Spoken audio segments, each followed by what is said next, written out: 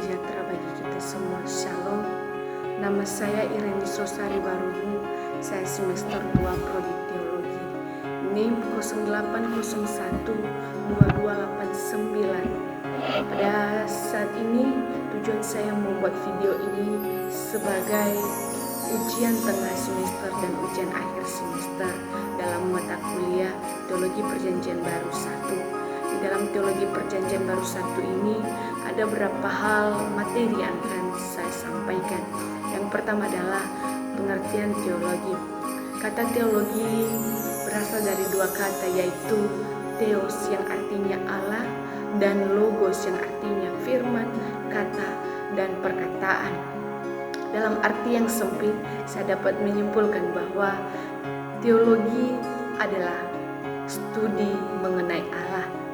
Erikson mengatakan bahwa teologi itu sebagai usaha yang secara khusus mempelajari sifat doktrinal atau pengajaran iman Kristen, termasuk di dalamnya adalah teologi Alkitabiah, teologi histori atau historis, teologi sistematika, dan teologi filosofis atau teologi yang mempengaruhi oleh filsafat. Dalam pengertian luasnya, teologi mencakup semua pembahasan yang membentuk rangkaian pelajaran untuk studi teologi yang mencakup dalam seluruh isi Alkitab, yaitu Perjanjian Lama dan Perjanjian Baru. Jadi para teologi abad pertengahan merumuskan bahwa teologi ini diajarkan oleh Allah, mengajar tentang Allah dan memimpin kepada Allah. Maka dalam hal ini Allah adalah sebagai subjek dan manusialah sebagai objeknya. Jadi dalam berteologi, Allah adalah sumber teologi, pokok teologi, serta tujuan teologi. Sekarang teologi Perjanjian Baru. Teologi Perjanjian Baru merupakan ilmu teologi yang alkitabiah dan bersifat deskriptif atau menggambarkan. Adapun beberapa fungsi mempelajari teologi Perjanjian Baru adalah sebuah proses atau usaha untuk mengenal Dia, yaitu Kristus, mengenal pelayanannya, mengenal pekerjaannya, sehingga kita tetap taat kepadanya sebagai orang percaya. Dalam melakukan pendekatan terhadap teologi Perjanjian Baru ini menggunakan pendekatan teoritis, yang artinya sebuah pendekatan yang berpusat kepada Allah dengan memakai 4 metode. Yang pertama adalah analisis, gramatikal, historis, dan kontekstual. Di satu sisi juga terdapat dua pokok penting dalam mempelajari teologi Perjanjian Baru. Yang pertama adalah memahami bahwa Allah menginformasikan tentang dirinya dan nasib daripada manusia. Yang kedua adalah Allah memperlihatkan dirinya dan memperlihatkan juga nasib daripada manusia. Yang selanjutnya adalah hubungan teologi PL dan PB. Hubungan antara teologi Perjanjian Baru dengan Perjanjian Lama ini, kita akan melihat beberapa pandangan tentang hal ini. Yang pertama, pandangan tentang Heighart mengatakan bahwa hubungan Perjanjian Lama dan PB bukan secara teologis tetapi secara historis. PL berisikan sejarah teokrasi, sedangkan PB mengenai kedatangan Yesus Kristus. Jadi ada juga pandangan yang mengatakan bahwa hubungan teologi Perjanjian Baru dan teologi Perjanjian Lama adalah sejarah kegagalan, sejarah kehancuran keselamatan. Perjanjian Lama merupakan Alkitab dan Perjanjian Baru merupakan sebagai sambungan dari Perjanjian Lama. PL merupakan barang sisa atau agama penyembahan berhala dan lain-lain. Tetapi sesungguhnya Perjanjian Lama atau Perjanjian Baru ini tidak bisa dilepas pisahkan, karena Perjanjian Lama memandang ke depan, sedangkan Perjanjian Baru memandang ke belakang, yang artinya di dalam Perjanjian Lama dinubuatkan dan di dalam Perjanjian Baru digenapi. Sekarang kita masuk pada Injil Sinoptik. Jadi Injil Sinoptik ini adalah terdiri dari 3 kitab Injil, yaitu Injil Matius, Injil Markus, dan Injil Lukas. Ketiga kitab ini disebut Injil Sinoptik karena mereka memiliki kedekatan yang sama. Mereka menangkap kehidupan Yesus Kristus dari sudut pandang yang sama. Kitab ini memiliki 4 hubungan yang lebih dekat, yaitu kosakata, peristiwa-peristiwa yang dicatat, urutan penempatan materinya, dan kutipan-kutipan dari Perjanjian Lama. 90% Injil Markus terdapat dalam Injil Matius, 50% Injil Markus terdapat dalam Injil Lukas.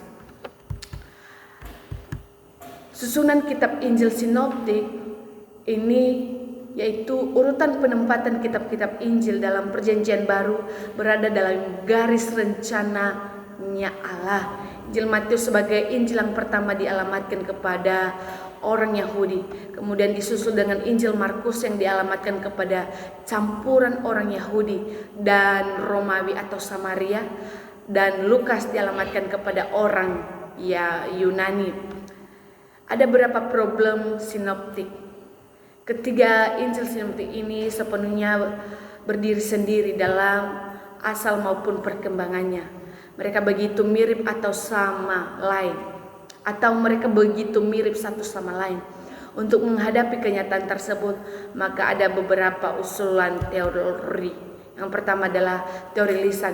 Teori ini menyatakan bahwa fakta-fakta mengenai Yesus telah dikumpulkan dan disusun, kemudian dihafalkan, dan akhirnya disampaikan secara lisan dalam bentuk yang hampir pasti.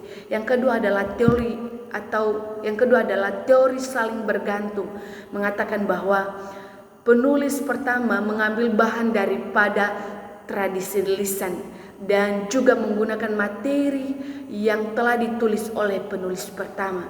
Yang kedua adalah teori Injil primitif, mengajarkan bahwa sebelumnya ada Injil primitif dan penulis-penulis Injil ini meminjam bahan dari Injil primitif tersebut, sehingga dia mengatakan bahwa teori ini adalah, atau Perjanjian Baru ini dan Perjanjian Lama ini adalah teori primitif. Selanjutnya adalah teori fragmen. Ini juga mengajarkan bahwa penulis Injil menyusun catatan dari banyak tulisan tentang kehidupan Kristus, dan fragmen tersebut menghubungkan sehingga membentuk satu kisah yang berkesinambungan. Yang selanjutnya teori 2 dokumen. Ini mengajarkan juga bahwa kitab Matius dan Lukas mengambil bahan yang sama daripada Markus, dan Injil Markus merupakan Injil yang paling awal. Yang selanjutnya adalah teori 4 dokumen. Teori ini adalah pribadi sumber daripada Matius yang ditulis sekitar tahun 65 Masehi. Pribadi Lukas ditulis di Kaisarea sekitar tahun 60 Masehi, dan Markus ditulis di Roma sekitar 60 Masehi. Ketiga Injil sinoptik ini meskipun memiliki persamaan namun tidak memberikan gambaran yang persis sama tentang Yesus dan pekerjaannya. Masing-masing Injil ini memberikan penekanan khusus sekaligus memiliki ciri khas khusus yang diberikan masing-masing, sehingga memberikan gambaran yang komplit dan sempurna tentang siapa Yesus yang sebenarnya. Perbedaan kitab Injil ini justru menghidupkan penyelidikan daripada Alkitab sendiri. Sekarang perbedaan Injil Sinoptik dan Injil Yohanes. Yang pertama adalah perbedaan materi. Di dalam Injil Sinoptik terdapat banyak perumpamaan, sementara Injil Yohanes tidak ada pengajaran berupa perumpamaan. Yang kedua adalah penekanan. Injil Sinoptik lebih menekankan cerita seperti kelahiran Yesus, baptisan, transfigurasi, percakapan Yesus di bukit, dan lain-lain. Sedangkan Injil Yohanes kurang memberikan perhatian terhadap peristiwa penting dalam penyampaiannya. Yang selanjutnya adalah perbedaan geografis. Yohanes lebih menekankan pelayanan secara khusus pada kaum intelektual atau agama, sedangkan Injil Sinoptik lebih menekankan pelayanan Yesus kepada orang-orang biasa atau umum. Yang selanjutnya adalah perbedaan struktur. Selain dari Injil Sinoptik terdapat pengajaran-pengajaran yang panjang seperti khotbah di bukit dan perumpamaan, sedangkan Injil Yohanes terdapat kumpulan-kumpulan pelajaran. Sekarang kita masuk pada teologi Injil Markus. Penulis daripada kitab Markus ini adalah Markus sendiri.